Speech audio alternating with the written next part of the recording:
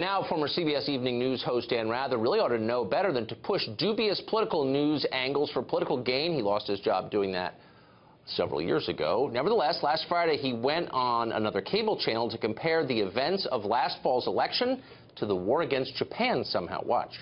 The Russians pulled off what I call a psychological Pearl Harbor, a surprise attack that was devastating to the confidence of our whole system of elections and therefore our whole system of government.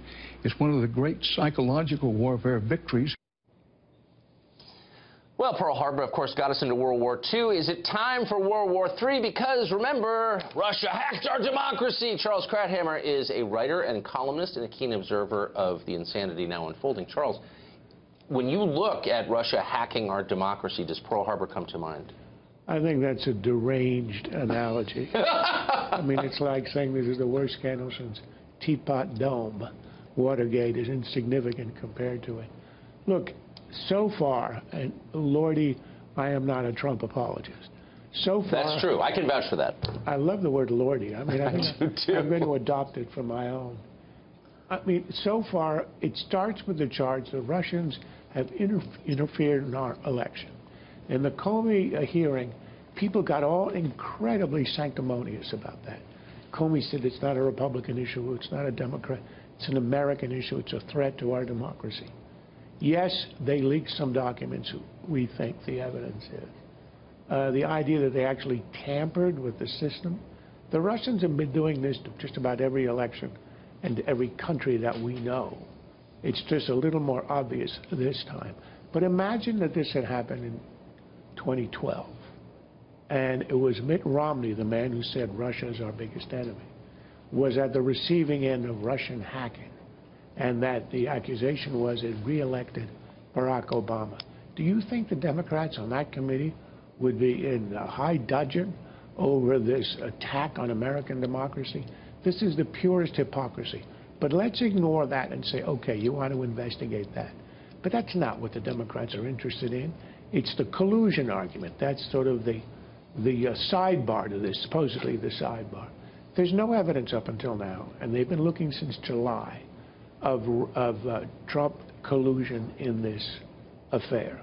So on the second count, there's no evidence of this. So now they're going after the post facto stuff, what Trump did afterwards. People know they're not going to get him on collusion, at least not on the evidence that we have. The head of the FBI tells him 3 times you aren't a target, meaning you're, in our eyes, innocent of this. So now it's going to be on obstruction, where, as Professor Alan Dershowitz said, how can a president be obstructing justice, assuming on the Flynn case, when he has the constitutional authority to dismiss the case or to order its dismissal instantly? So if he's allowed, I say it's improper, he shouldn't have done it. But the idea that it's obstruction of justice when he has the authority to dismiss it completely is simply absurd. Well, it's insane. And I don't. Here's the one thing from the Comey testimony that struck me was at the end about Jeff Sessions. He said, you know, there are probably a lot of reasons he would have needed to recuse himself. I can't tell you what they are. That's innuendo. That's exactly it is what the lowest form of character assassination. Yeah. And then it turns out, according to the leaks, in this meeting, he didn't have the goods. He had no idea. He may have met with them a 3rd time at some undisclosed place, the Mayflower Hotel. I mean, it was only designed to hurt Jeff Sessions. An FBI director should not act that way. Comey, I think Trump had a really bad day on the day of the Comey testimony. I think Comey had a really bad day as well. The idea that he was sort of sainted by the Democrats was sort of shocking and revolting.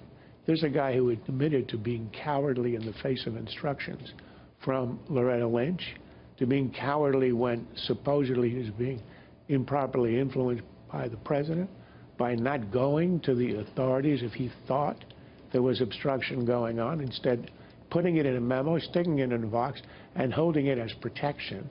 These are not very honorable things to do. So I thought he came out diminished as well. But now, so that we are now on like the 3rd branch of this attempt to bring down Trump. The collusion, which is not there, the obstruction, which is not there. So now they're going to go after Sessions on what?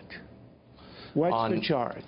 It's not even clear that he like brushed shoulders with someone whose job it is to meet U.S. Senator. I mean, it's a witch hunt at this point, in my view. Charles, thanks for joining us. My pleasure.